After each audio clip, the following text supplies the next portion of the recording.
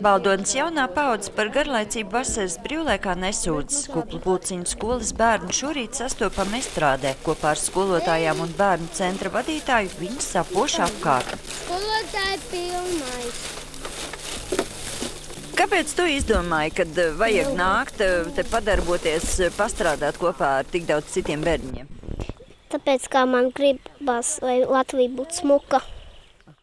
Darba audzināšanas aktivitātēs pieteikušies 136 skolēni. Katram bērnam ir dienas grāmata, kurā skolotāji paveikto novērtē ar atzīmi. Kā atalgojumu bērni nākamajā mācību gadā saņems brīvpusdienas par 10 nostrādātām dienām līdz jaunajam gadam, bet par 20 visam mācību gadam.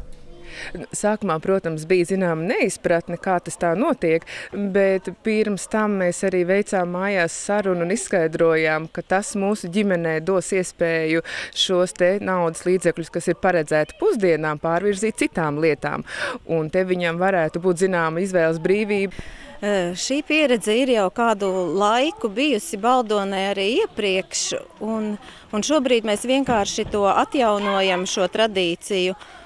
Lai mazajiem neapniktu un būtu iespēja apgūt dažādas iemaņas, katru dienu tiek piemeklēts cits darbiņš. Rītdien bērni stādīšot paši savu dārzu, bet, kad saulīte paslēpsies zem lietus mākoņiem, tikšot darināti suvenīri, kas vēlāk tiks atdāvināti.